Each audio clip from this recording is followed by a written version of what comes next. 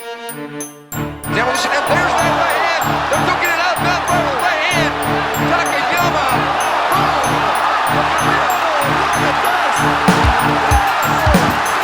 Green trunks for the southpaw, the notorious Conor McGregor. Black trunks for the champion, Jose Aldo Jr. Conor relaxed, smiling. Oh!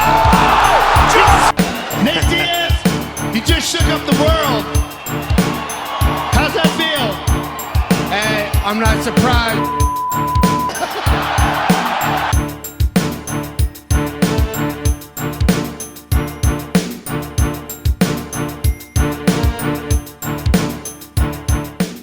What is going on to all my crew out there? Thank you for joining this week for this kick-ass episode of Chingasos Combat Crew, your one-stop shop for all your combat news. On this week's episode, we got another awesome fan edit to share with y'all.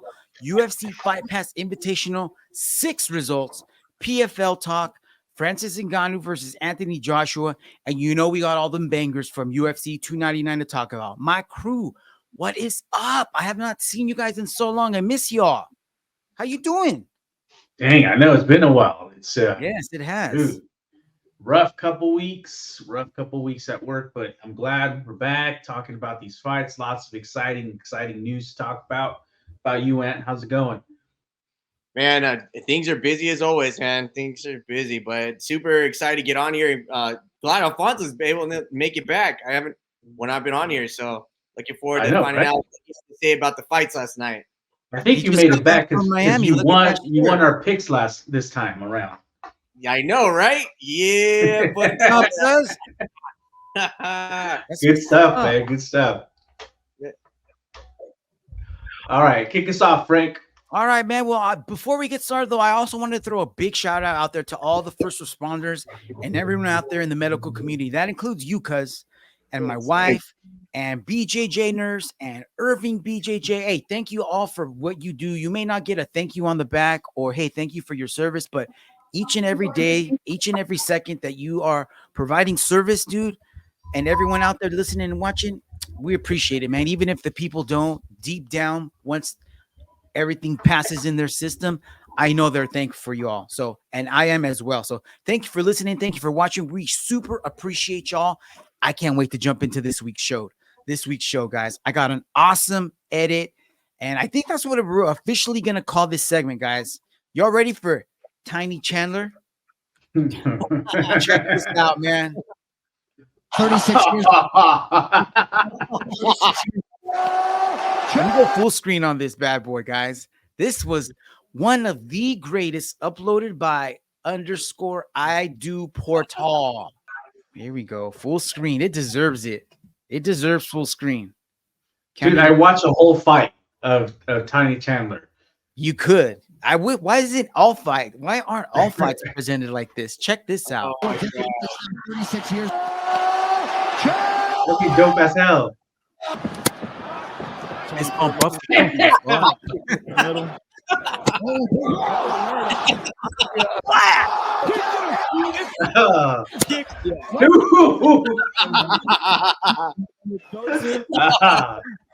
Tiny Rogan. Oh, Tiny Rogan. How about Tiny Rogan?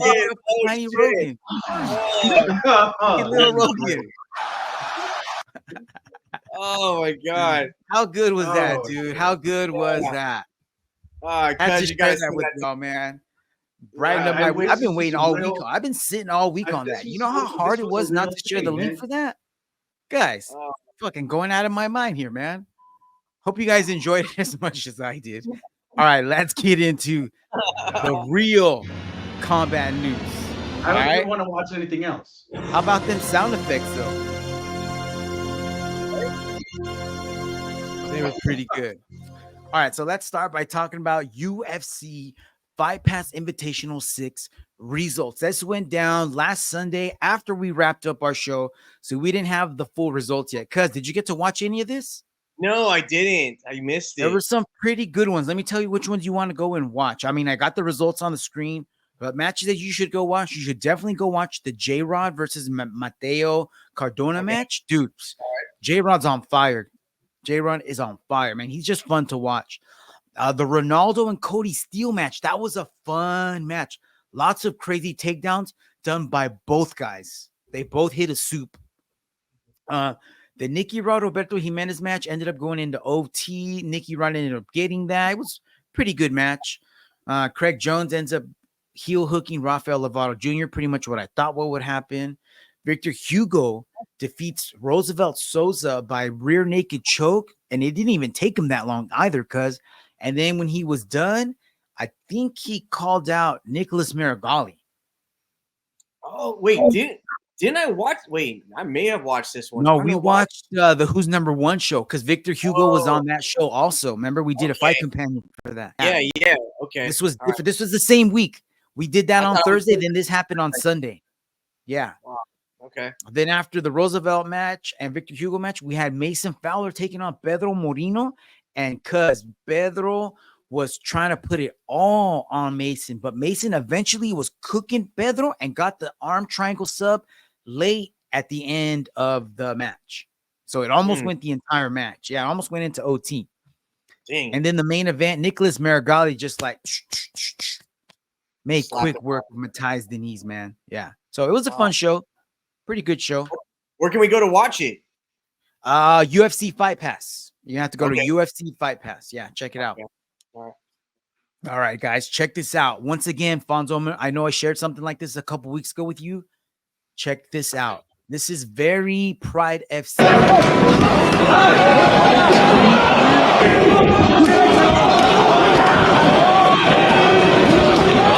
Remember this from back in the day, man? Pride did it. Pride did it a long time ago. I don't know why they don't do it more and offer that as a different advantage to watch, a different viewpoint to watch. Yeah, I thought that'd be cool. Yeah, the ref cams. Yes. Yeah, definitely. All right, guys, a little PFL talk here. So PFL has been heating up, hasn't been going too well for them lately. So they're trying to cook something up here, and it looks like they're gonna bring another show to Paris May 17th, and it's gonna be headlined by Khabib's cousin Usman, and he's gonna take on Patchy Mix. You guys ever watch Patchy Mix fight? Yeah, dude, he is badass. Yeah. Oh, he yeah? is good Love watching. everywhere, on the ground, on the feet. He's lengthy. He's got that long body type that's just nasty on the ground because they just got those weird angle guillotines, those long legs for triangles. And he's good, dude. He's a really good wrestler. I wish that he could come to the UFC sooner rather than later, but we need to see this fight. We need to see this fight. I can't wait, man. So mark your calendars, y'all. May 17th. All right. Definitely. All right, guys. So sticking with the PFL tip. All right. So you guys remember a while back, I think it was when John Jones fought Chael Sonnen. At the end of the fight, he was getting interviewed by Joe Rogan, and John Jones was like totally normal until Joe Rogan was like, "Hey, you know you broke your toe, right?" And John Jones was like, "Huh?" And he looked down. He almost passed out, bro. You remember that? They brought him a stool and he had to sit down. Yeah, go back and check it out, dude. Yeah, he was just, I don't know how long that fight went, but it went long enough for John to actually, so on the screen right now, I got a screenshot of the toe, but I blocked it, dude, because it's pretty gory, because it's right up your alley. Go look. It's almost like hanging off. Dude, it's almost hanging off the fucking It is foot. hanging off. It's like It's fucking weird. Yeah. It's fucking gross, weird. dude. It's like you Yeah, can I gotta see the find muscle and the bone inside. Yeah. Really? It's pretty Damn. bad. But All right. I don't know. I don't know when during the fight it happened, but it didn't seem to affect him. All right. Dude, I heard it was like in between rounds. It might have been. I don't know. He didn't even see it though until the very end, right? Because So fast forward. I think I heard an interview where he's saying he got it caught between the cage and the mat. Oh, that's gnarly, dude. I don't know. Yeah, That is I think awful. I remember that. I feel like I remember that. Well, you guys remember a few months ago, I was all hype on this guy, Cedric Doumbé, the Glory Kickboxing French kickboxing badass. Remember, he's the guy that carried the mattress into the cage because he was going to put the dude to sleep. Yeah. Remember that? Yeah. Okay, so this is the same guy. So he's All right. fighting this. He had a match on Friday, right? And check. So on the screen, I don't know if you guys can see. I'm using my cursor to highlight, but right around in this area, Yep. It's supposed to be a piece of glass. Okay. He got it in his toe in the fight. I don't know how that he managed to have that. Like, how would glass end up in the cage? Someone that was wearing their shoes and carried it in from outside. Ah, good call, because that's probably what ended up happening here. So check this out. I think this is round 1, like a minute into it. And he had already gotten a warning from Mark Goddard, like, to engage. And check this out. He's like very hesitant, not really throwing. And Mark Goddard's like, hey, get going. Get going. And then Cedric Doumbé points at his toe. And I think what they had said was that someone in the corner told Cedric, hey, tell him if you can take it out. And he asked Mark Goddard if he could take the piece of glass out. And you can't take, you already know the rules, guys. You cannot call a timeout in the middle of a round. Yeah. So what did Goddard do? He's like, Charlie Holmes, se te acabó. It's Damn. over, bro. It's over. And yeah, so his opponent wins by TKO, bro. Oh, And it counts. wow. So he is no longer undefeated. He got defeated by glass, toe glass. But you know what, dude? I don't know if anybody's brought that up, because that's a great explanation for how a piece of glass got in the cage. Yeah. Yeah. Someone was probably like, That's had why there's broken glass somewhere. Someone was walking up to the ring to do something, got on their shoe, carried it in, and That's why you're not supposed to freaking wear shoes on the mat. there you go. You just said it, Fonzo. The golden rule: don't step on the mat with your shoes. I don't know why they let so many people step on that mat with their shoes on. Maybe after the main event, okay, cool. But before that, bro, people are gonna be rolling around on that, man, and they're gonna be cut open possibly. Yeah. Exposing themselves to what you're putting on that mat. So come on, man. That's like caveman stuff. That should be a rule. Hence the reason why I have facial hair, gentlemen. Oh, damn. That's why you got to take a shower after training, cuz. It didn't matter, man. This shit was this shit was antibiotic like resistant. I'm on my second like 2-week dose. Oh my god. Damn, dude. Hey, dude. Yeah. So We'll have to talk off cam. I got a cure for that. Came from directly the University of Nebraska wrestling team. It should All help right. you. Yeah. all yeah. right, All right. sounds good. Let's go back to this. Muhammad Mokaev had a match against Alex Perez a couple weeks ago. And I would have to say that I was probably more impressed with Alex Perez than I was with Muhammad Mokaev. Mhm. Just because Alex was stuffing a bunch of the takedowns, wasn't quite able enough to get his offense going. But one thing that Muhammad did do was dictate the pace of the fight, and it went wherever he wanted. So if he wanted it to be a boring fight, he made it a boring fight. And he even admitted it. He said that he's sorry he didn't do such a good performance, but he wants to fight Brandon Royval next before he fights for the title, because he knows he's not ready yet. What do you think? Thumbs up or thumbs down? It'd be a good matchup. I think it would be a good matchup, but I don't think it's fair for Brandon. I think Brandon's done enough to prove that he should fight for the title. On the screen right now, I got the top 7 in the flyweight division. Starting at number 7, Muhammad Mokaev. Number 6, Manel Kape. And then number 5, Matthias Nicolau. I do want to let you guys know that those two were supposed to fight a while back. You guys remember? And Manel Kape missed weight, so they just canceled the fight. Oh, actually, no. I think Matthias got injured, so they canceled the fight. And then Manel was supposed to fight somebody else, and then he missed weight. So they've re-signed the fight, and it's supposed to go down April 27th, UFC Fight Night.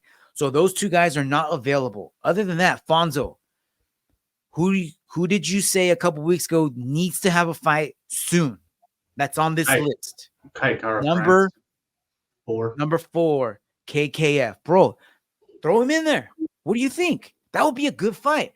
And if he can, definitely. if he can beat the shit out of KKF, which he can, but he's got to do a little bit more than what he did against Alex. If he can do something on the level of what like Brandon Moreno did to KKF, bro, you might just get a title shot off out of that. If not, you might have to face the winner of Manel Kape and Matthias Nicolau to fight for the belt. Right. I think that Raw Dog's done enough for the meet. It's just perfect timing, dude. You know what I mean? He's at the right place at the right time because there's nobody else available. Amir Albazi doesn't deserve a title shot. So Give him another fight. Brandon Royval just beat the number 2 fighter in the division, so why not? Right. But the only that's a good idea, man. And I think that would set up lots of good fights, potential fights for contendership of the the only bad thing is that Pantoja's ready to rock for UFC 301. That's right around the corner. I don't know if Royval's body is ready for another 5-round war that soon. Yeah. But that's up to him, bro. That's up to him. I just would love to see both guys at 100% or as close to 100%, you know? Yeah. All right, guys. Friday morning into the afternoon. This was such a freaking long event. I woke up like at 6 o'clock in the morning for this shit. I was wondering what your message was about. I was like, wait, what? Wake up, boys. Wake up. Well, because I knew that they weren't going to come on for a long time, but I just forgot how many damn fights there were going to be. There were so many fucking fights on this card. But the good thing was that whoever put the fights together, whoever was the matchmaker, they did a banging job because there was a lot of finishes. I'm only going to share the main event. But before that, there was a lot of lead up to the fight. A lot of fun stuff going on in the presser. I don't know if you guys were able to check it out, but I do want to share with the crew. So check this out. Interesting factoids here. Francis Ngannou's final purse for his last UFC fight was $600K. That's pretty good considering it was like, 4 years ago? When did he last fight in the UFC? 21, 22, 19? I think it was more like 21. It's been a while. And then when he fought, for fighting Anthony Joshua, he's making $20 million, dude, just for fighting Anthony Joshua. Yeah. Yeah, that's a huge. Good for him, dude. Good for him. What a gigantic, enormous bump in pay for him. And that's not even including what he made for the Tyson Fury fight. Even if he only made half of that, that's $30 million for 2 days worth of work. And he's still going to get paid for PFL. Yeah, man. He made a good choice. He did, man. He did. Sure. He made a really good choice. So you guys already know he fought Tyson Fury. He ended up going 10 rounds. He ended up losing by unanimous decision, but he did drop Tyson in like the 5th round or something like that. Put him on his butt. So I want to share this clip. Apparently, Tyson Fury was in the crowd with the writers talking shit to Francis, saying that he wants to fight him in an MMA fight. Oh, that's yeah. So this is you're gonna sleep in the octagon again, and I'm gonna wipe the ring with your ass again. You wipe the ring with your ass. There was the blood in the ring. It's sticking in your pants.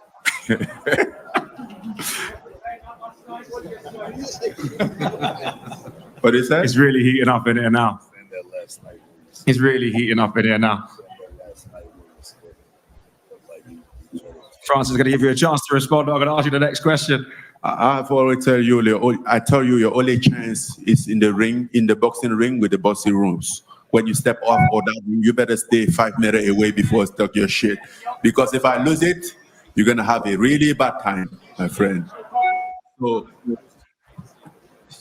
respect the fact that boxing is protecting us, and the rules of boxing is protecting us. Because out of that, without that, you are nothing in front of me. I beat you every day, twice on Sunday. Oh, and he snapped on him, guys. But facts, I think so, dude. I think so. Like, he went into Tyson's backyard, like into boxing, and stood toe-to-toe with him, took his best. He didn't beat him by points, you know what I mean? But he did put Tyson down on the mat. So if Tyson wants to do the same thing and step into Francis's realm, bro, that is not going to end the same way that the boxing boxing did, man. So check this out, man. Let's start talking about the fight here. This is after the weigh-ins. Check out this stare down, bro. Without doubt, but you look at them. What do you think about size-wise? I think Joshua's a little bit taller, and Francis looks wider. Yeah. But Joshua's a beast, dude. Look at that! Look at that profile shot, dude. Look at that head. Francis got a freaking concrete block head, dude. Well, Now watch this stare we down. know it's not made out of concrete now. Nah, Wow. dude, this is a badass stare down.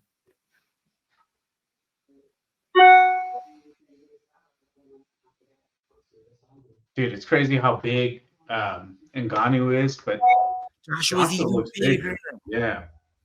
Nuts. 2 semi-trucks. Yes, dude.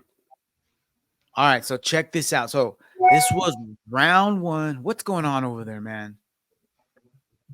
Round 1, Anthony Joshua, Francis Ngannou. Check this out. Under a minute left. Drops Francis on his That was round ass, 1? dude. This was round 1. Check it out. 59 seconds left. Right here. Check it out.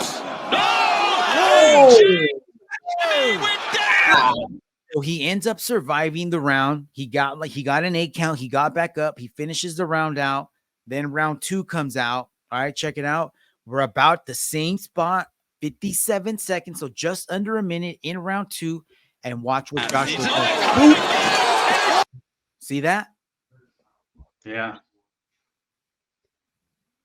So apparently what he was like, look at how far apart these two dudes are. Look at how far Francis is going to rush in on Anthony Joshua. Dude, he made it easy. A lot of force. It is, dude. Look at this. So all Joshua had to do was slip Just to wait. the right. Yep. And as soon as he slipped, he went, "Kaka."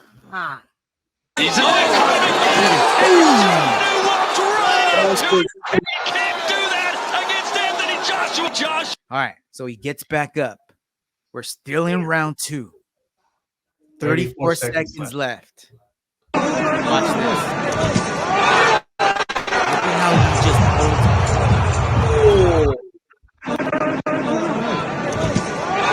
holds. He's already punch drunk. Look at how he's walking. He's just like sliding over there, right? And Joshua just like Joshua steps up like it's to his turn to hit the piñata. Yeah, dude. That's a cold-blooded walk-off. So Anthony Joshua makes quick work. Dude, of that's easy work. Easy work, dude. Easy payday for him. I don't know how much he got paid for it, but I mean, if Francis got 20, he probably got more, because he was the champ. But what do you guys think, man? Dude, you know what? It's just boxing. It's boxing. It's boxing, man. There's levels to this shit. You know, I'm completely okay with this because up until this point, it's been a crazy fairy tale ride for Francis, and he's brought us along with him. And I've just been thankful for every single second that we've gotten of this up until this point. But the ride had to end eventually, man. Like, there's no way somebody that's not a pro in this type of sport can come in and just wipe the floor with the best of the best. Like, that would almost be disrespectful. You know what I mean? That's what I thought it was gonna. This was more or less what I thought was gonna happen with Tyson Fury. I thought so too. I mean, that just goes to show you, dude. Like you said, there's levels, bro. There's levels. All right. So I kind of wish that this result were to happen right here, guys, on the screen right now. You know we are going to talk about it, guys. I'm not going to say the man's name, but I will say his initials. So on the screen, we got 57-year-old Mike Tyson about to take on 27-year-old JP at 18. Dude, they're not even going to sell a quarter of that. That stadium holds like almost 100 people, 100,000 people. I'm sorry. It's like the biggest stadium in the NFL. And he thinks they're going to sell it out for a 27-year-old versus a 57-year-old? Bro. And what were you going to say? I was going to say, before we get into that, going back to your slide that you had earlier before with Francis. Yes. So him getting knocked out, he got knocked down, a couple of times, but him getting knocked out, obviously it's going to be easier for him to get knocked out in the future after the first one. So Do you think that money, all that money that he made from the box and everything, is gonna last now, versus if he would have just stayed in the UFC and he would have been a lot safer? No, hell no. He's not gonna burn. He's only been knocked out one time. That's the first time anybody's ever done that, anyways. On top of that, he's just gonna go back to PFL, start whooping ass over there. And I don't think he's done in boxing. I would imagine he might not be fighting the best of the best, but there's still gonna be some other matchups that people might want to check him out. I mean, if he did go 10 rounds with Tyson Fury, that still says something. So he's gonna get at least one more, I would imagine. Okay. Right. Yeah. I agree. Definitely, man. So going back to this, man, I don't give a fuck about this. I cannot believe that they even thought this would be a good idea. I can't believe that Netflix is in on this. Even though I have Netflix, I'm gonna stream it anyways, bro. Yeah, I don't know, man. People are gonna pay for it. People You are don't gonna gotta pay for it. You just gotta get Netflix. You just gotta have Netflix. So as long as you're watching Avatar the Airbender, hey, throw this on right afterwards. Yeah, talking about going to the actual fight. I think Going they to might the not sell fight. it out. I think they might not sell it out, but they'll end up getting pretty close. I bet you they won't even, dude. No one wants to. Yeah, I don't think so. It'll have to be more than just his fight, though. What I'm saying, it'll be a whole show behind. I'm sure they're gonna have a whole card, but it's still not gonna be enough to sell out. And not that I'm saying that I'm hating on it, but just from what I'm reading online, from the amount of hate that it's already getting, like just like all his other fights. How many of his last, besides when he fought Tyson Fury's little brother, what other fights do you remember or know that he was gonna have? You know what I mean? I think he's fought like 3 times since he fought Tyson Fury's brother. And each of those fights, nobody even knew that he was going to be fighting. Yeah. Like even the day of, the guy built his own arena in Puerto Rico and it still didn't even sell out.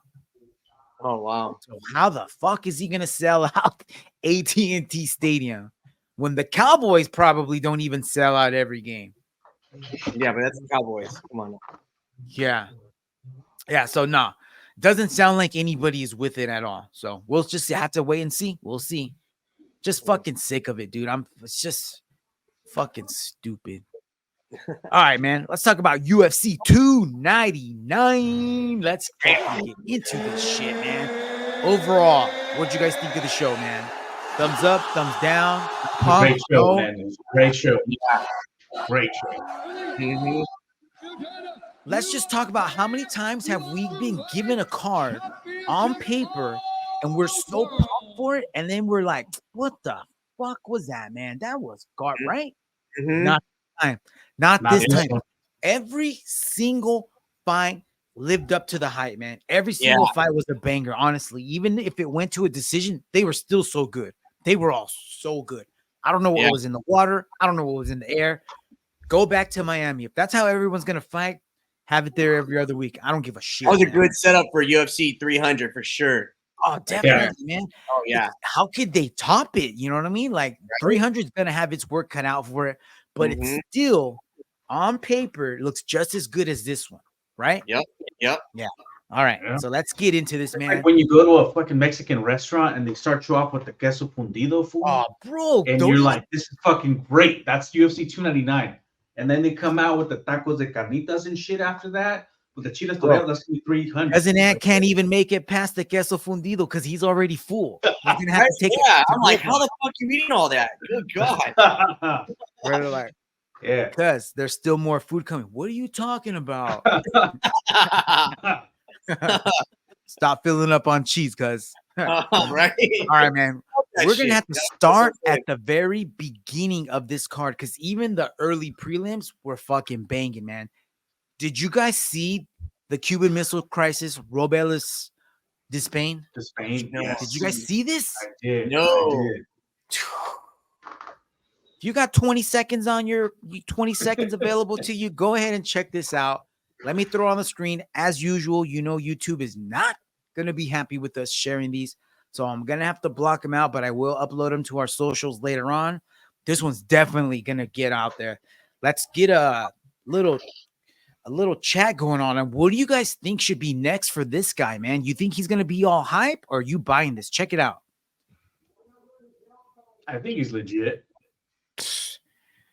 We have not seen enough footage to actually say if he's legit or not. What is going on with this fucking clip? Here we go. Oh, yeah. All right, so here we are. The very beginning of round one, dude. And he comes out salivating like a T-Rex, looking at a quesadilla for the first time. Oh, bro, let me get some. Let me dip it in this.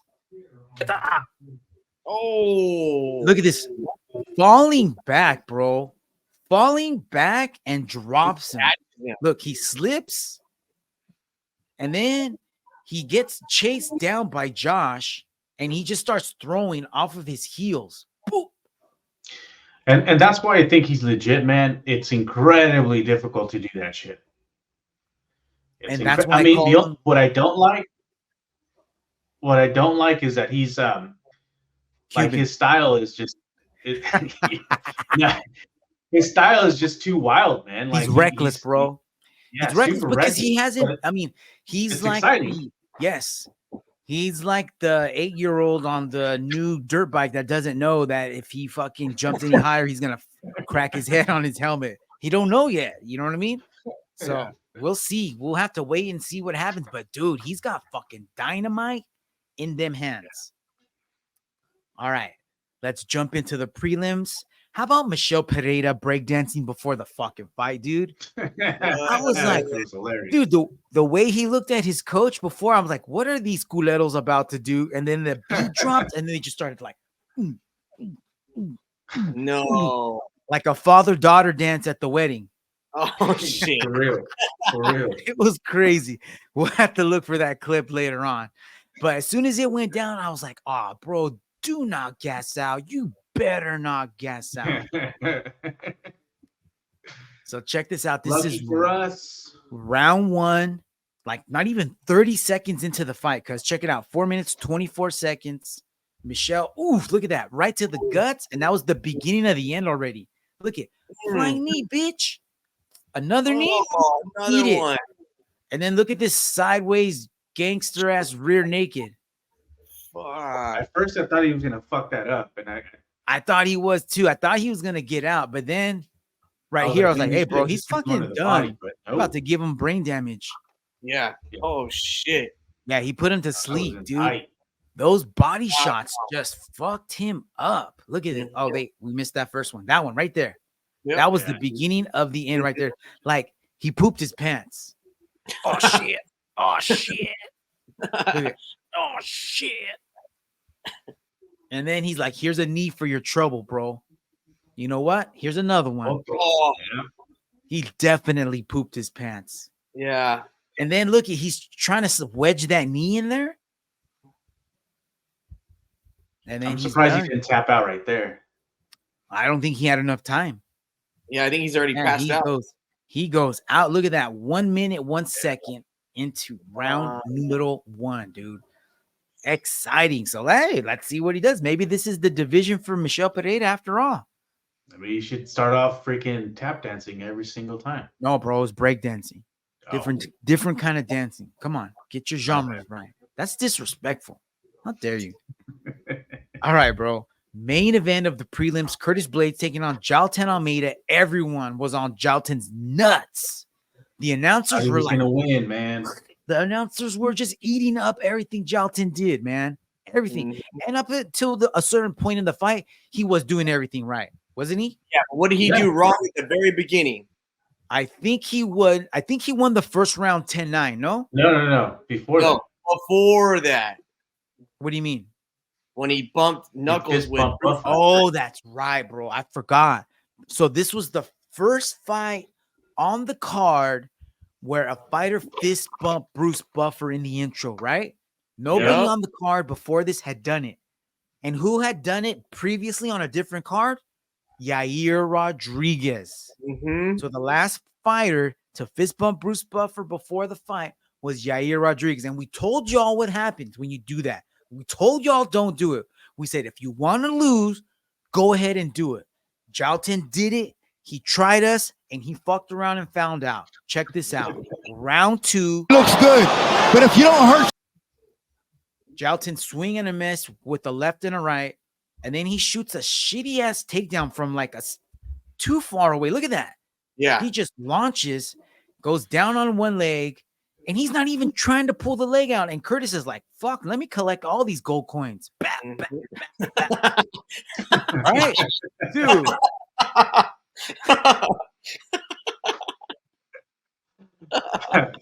Dude, you gotta superimpose a Super Mario sound effect on there. Yeah. We do, man. Bro, that's like when you first played Super Mario and you would find those blocks where you could just keep hitting it. Ding, ding, ding. That's it right there, bro. Look at this. I'm telling you. And then I guess, man. like, dude, those shots. Why keep holding on to that single leg? Dude, I think he's I in think he shock, was kind bro. of like dazed. Yeah, exactly. It's like with like getting into a car wreck. You know what I mean? Like his bell was shook.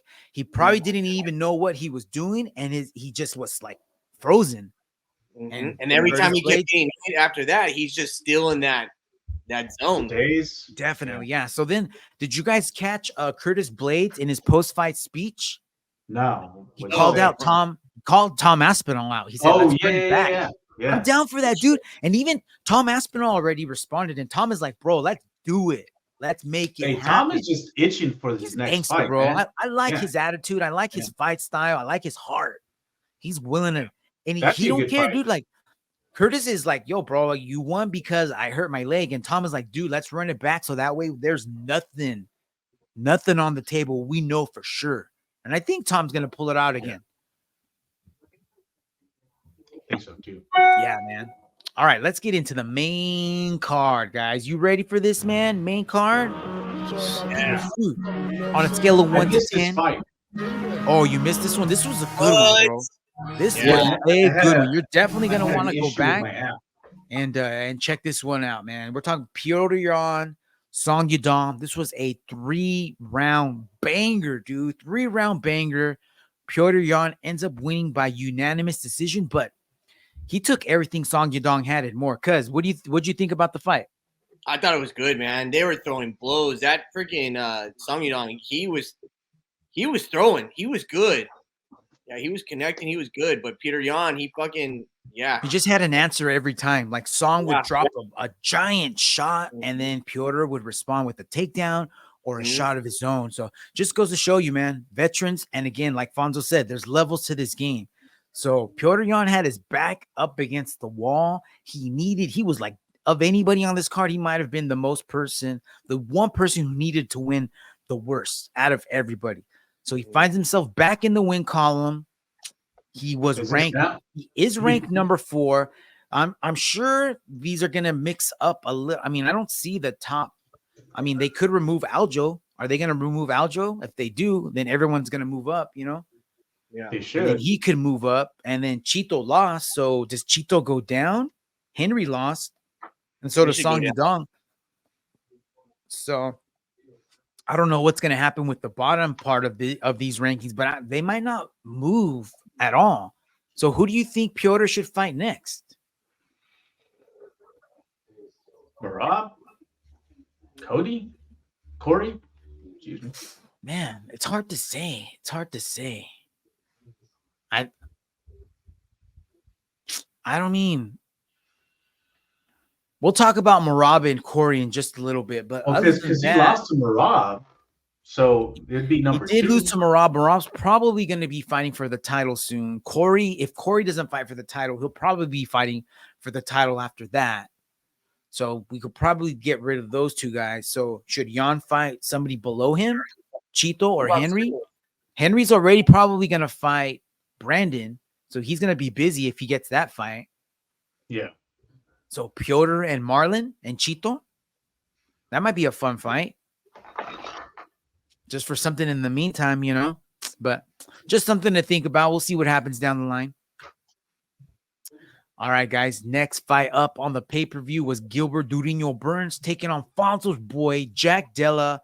Madalena, and this one almost went to the judges' scorecards. But JDM was like, Fonzo, hold my fosters, mate. I'll be right back. Dude, And you can't. this was a close fight. First and second. What was that, Fonzo? This was a close fight, first and second Dude, you round. can't say that Durinho didn't have his moment, because in the second round he had like almost a minute, maybe a little over a minute with Jack on Jack's back, and he survived, bro. Yeah. He survived. So this is the third round. Durinho had Jack down. Jack did a crazy white belt scramble and was able to kick like a donkey, launch Durinho, and was able to pop back up. As soon as he popped back up, what did Durinho try to do? Shoot in. And what did Jack do? Gave him a knee. There's that knee. That was the beat. So here he is. Look, you can see right here. They're squared up, and Jack is already throw that right leg back. Check it out. Boop. Oh. Look at that. And then he just ends with hammers, man. You're like, Jack, you got 90 seconds, bro. And if you think about it, man, if he would have survived, do you think he would have won? Because you could honestly say that he lost round 1, maybe. For sure, he probably lost round 2. And you could say he won round 3. So as long as 2 of the 3 judges say he won round 1 and 2, that would have been a wrap for Durinho. Yeah. I don't know, man. I had a 1-1 round, but really, I had one coming into the third round. I had him 1-1, but I don't know. I don't remember watching. I didn't watch a lot of round 1. My dog was taking a poop, so I came back in and I saw round 2. Round 1 was close. Round 1 could have gone either way. Yeah. Round 2 was close, but I think Durinho took it. Like that was a more clear round for Durinho, and then 3 was definitely JDM. So either way, the way it was scored, I think it could have gone either way. But I'm glad it didn't go to the judges. Yeah, I thought he won round 1 and 2, and then I was like, "There's no way he's gonna finish this guy off," and then all of a sudden, last minute, he just fucking won. Like, what came out like a motherfucker. He could have been losing both rounds. You're right. He could have been losing 4th round. I think that's what but the commentators are always full of shit too. But that's what they were saying too. I believe they were saying he was down 2 rounds. Yeah. All right, guys. So JDM wins. He's probably gonna take Durinho's spot at number 4, and I don't see why not, because he did what Bilal couldn't do, which was finished Durinho, and Durinho had a fucked up shoulder, bro. You guys remember that? Durinho came in with like a torn labrum or something, and he still fought Bilal and went 3 rounds with them. So now JDM is probably going to jump up to number 4, and I don't know if you heard it or not. He did call out Shavkat. Yeah, just saying. I don't know if that's what he's going to get, but Shavkat's right there at number 3. Yeah, I don't think that's going to happen. I don't think not they're not gonna fight, but he's not gonna beat him. He barely, like I said, I feel like he got lucky here with Burns, and I don't see him being able to. Yeah. All right, because I you know what? I think you're right. Yeah, we could say he got lucky, maybe. You know what I mean? He was able to survive and whatnot. Yeah. So he might need another fight before he gets a contender shot. Is that what you're saying? Yeah, exactly. I agree with you. How about this? JDM versus Ian Machado Gary. That'd be a good one. Ooh, yeah, that would be fun. That'd be a good one, dude. That'd be a slugfest. That would be a banger, bro. Oh, yeah, that would be so badass of a fight. Give it to me, UFC. Yeah. My dog just farted. He's like, bro, that's a banger. Yeah, dude, sign me up, dog. Sign me up. So good things coming to the UFC welterweight division, gentlemen. All right. Yeah. Midpoint of the pay-per-view, staying in the welterweight division. How do you guys feel about this? I feel like I watched a commercial for a fast food restaurant hamburger, and I'm like, bro, I gotta get that. And then I get it, and then I get diarrhea. Kevin Holland, Michael Venom Page, 3 rounds of letdown, dude. What a letdown. Hey, you know what? I gotta give all credit to Michael Venom Page, man. He is that dude. He's not done. He might not go on a title run, but he's gonna give us some good fights, dude. Because he beat the shit out of Kevin Holland. Yeah, he did. Yeah, like it wasn't a couple shots here or there. It was like continuously making him look awful, making him second guess himself, and just landing these crazy, ridiculous strikes from all different crazy angles. I'm sorry, because what were you gonna say? No, I was gonna say, like, do you feel like Holland going into it, he just didn't seem himself? I don't know. He always is, dude. I always feel like he always underperforms. I always feel like he just leaves a lot in the tank, or he just doesn't pull the trigger for some reason. Here's the thing, too, man. His Michael Venom Page style just throws you off completely. Yeah, that's like how do you prepare? How do you prepare for that? Like this dude is just Holland was standing like right in front. He wasn't moving left and right like you normally see him do. Yeah, dude. But when somebody's moving the way MVP was moving in front of you, like it's hard to figure out what you're supposed to do because you got this guy like diving in and out, like jumping in and out, cutting angles left and right. So you have to adjust, and it takes time for you to adjust to your fight. So if you're not used to that, you won't be able to. What happened? Yeah, because you also want to have your feet set. You can't hit a moving target, and then you imagine hitting a moving target while you're a moving target. Like you're just gonna throw everything off your game. You know what I mean? It only took like times for Frankie like tackling me when I was little to like I need to move. But that's the thing, dude. That's the thing. He didn't. And you heard the announcers. The announcers like, yo, he's been so trained to stop the takedown that he doesn't even know how to shoot a takedown himself. And he's up against a non-wrestler, and he's got like, you know what I mean? Imagine going up against someone who's never done jiu-jitsu. And you've done jiu-jitsu for a handful of years. You should be able to take him down, but he couldn't. Yeah. You know? So Venom Page gets the W. He's gonna, leap into the top 15 now, probably take Kevin Holland's spot at number 13. What would be a good fight for Venom next? Wonder Boy? Jeff Neal? Jeff Neal would be good. I think Jeff Neal or Wonder Boy would be. I think obviously the obvious choice would be Wonder Boy. I think that's what everyone would want to see. Just because styles are so similar, we're just gonna see a sniper match, dude. And I would love to see that. And I think they're both.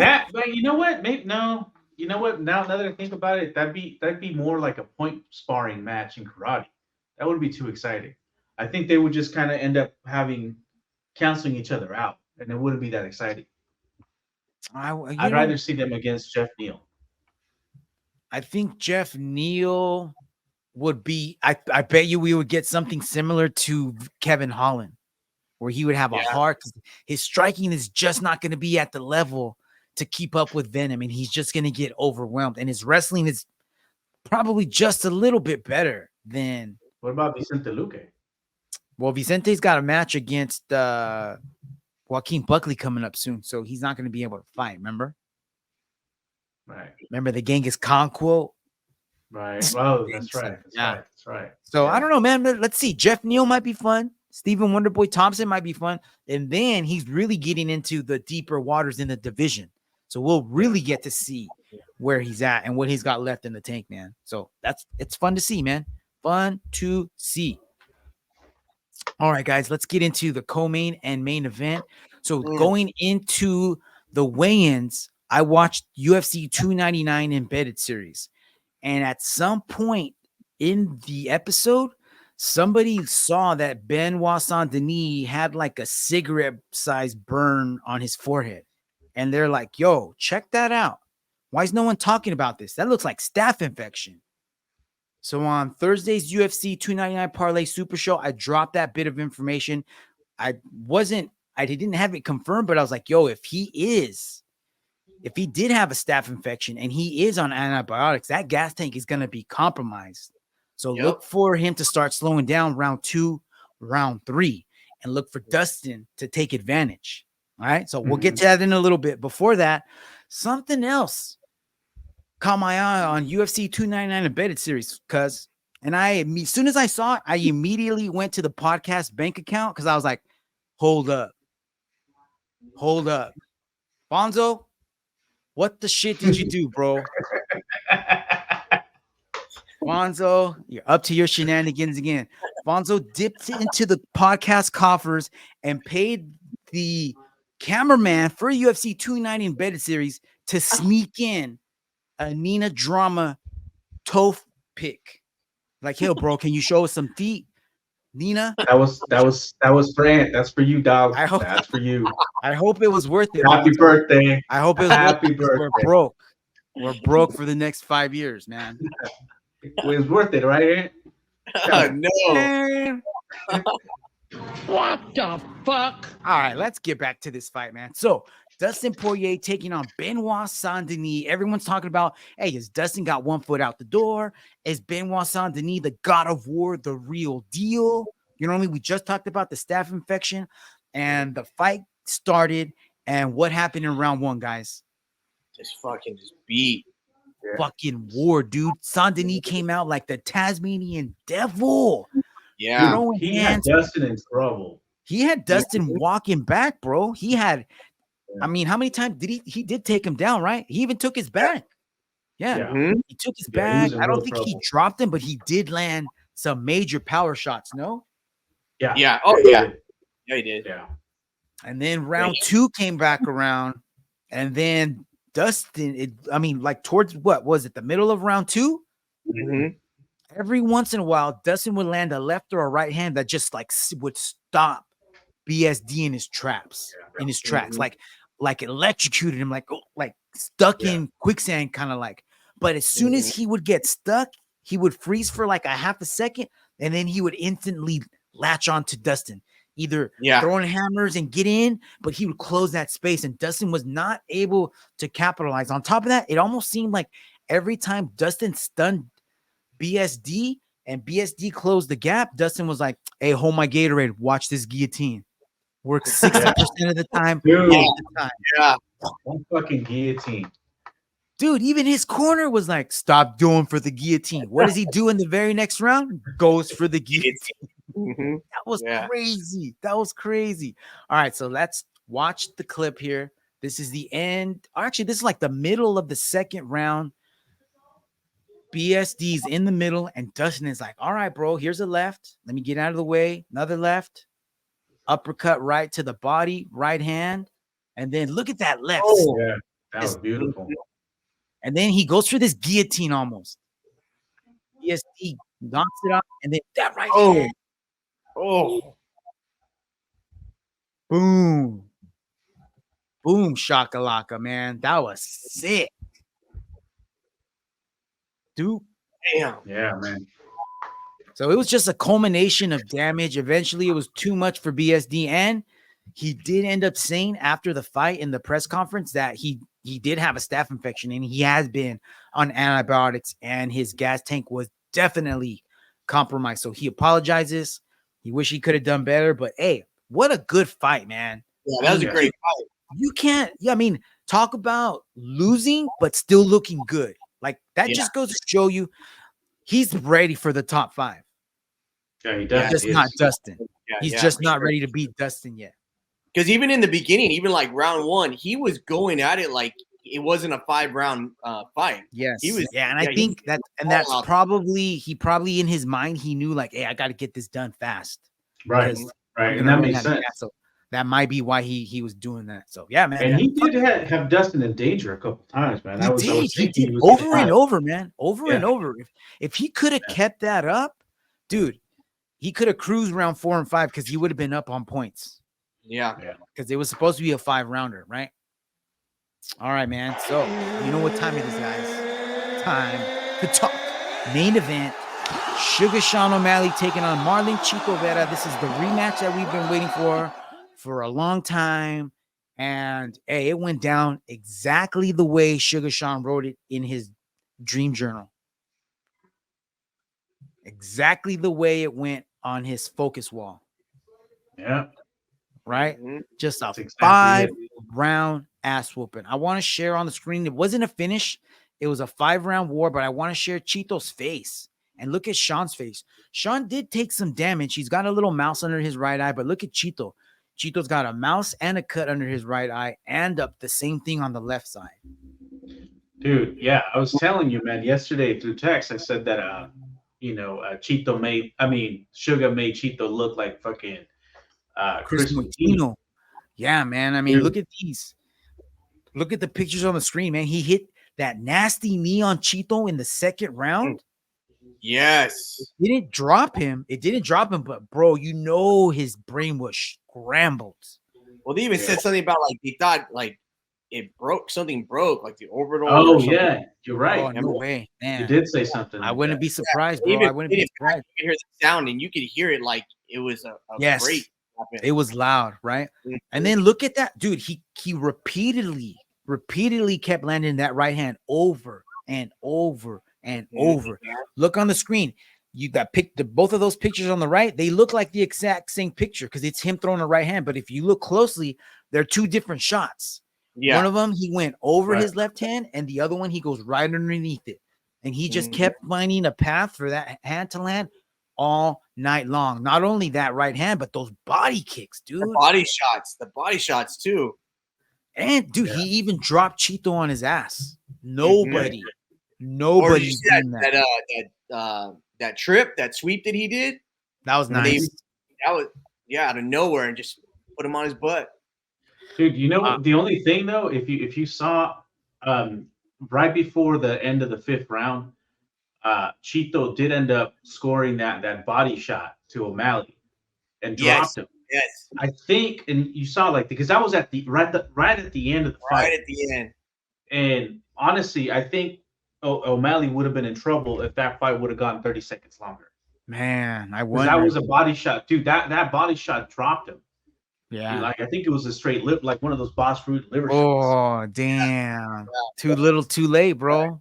Yeah, that sucks. So I got the judges' scorecards on the screen, and it was just ass whooping across the board, man. 50-45. Yeah, and one of them even gave Sean a 10-8 in that 5th round. So yeah. They said, fuck that body shot. I'm going to give him a 10-8 anyways. All right, guys. So it's a for sure done deal. Sean has just defended the strap for the first time. So I don't think he should go up to fight Ilya yet because I still think he's got work to do here in this division. So who should he fight next? Merab or Corey? So let's look at their records. I got their records on the screen. Let's look at Merab's first. Merab, as you guys remember, fresh on the mind, beat the crap out of Henry for 3 rounds, scored a unanimous decision win. But before that, I mean, now he's on a what? 1, 2, 3, 4, 5, 6, 7, 8, 9, 10 fight winning streak. And the names on his list just keep getting better and better and better, dude. Yeah. All right, let's look if you're asking me, go ahead. Let's look at Corey. Little Corey on the screen as well on a 3-fight winning streak. But what looks bad is he's got that unanimous decision loss to Jan in 2021. Right. Yeah. So I could totally see the UFC saying, like, you know what? Merab is super scoring high on social media right now, on the social media market. He's hot. He's funny. We're going to give him the title shot because he's that and he's a good fighter. You lost. You still have that L to Jan. So how about you avenge that? I would say that would be the best. Since Jan is just one, let's do that, Yeah. Or maybe they feed him to Umar because they don't want him to fight for the title. That would be fucked up, but whatever. I could totally see the UFC making Corey fight one more time. Yeah. I personally, I like to see the Merab versus Sugar Sean. Me too, bro. Me too. So how do you see? So, all right. So let's say that they do that. Let's say the UFC does that. When could they make that happen? We're in March right now. Let's give them a month. Let's give them 2 months off. That puts us in May-ish. And then you can start a camp at the end of May. So that would put you like late. Well, you probably wouldn't want to fight like International Fight Week because that's in July. So maybe August or September. Okay. What do you think? So would you say it play out? What do you think?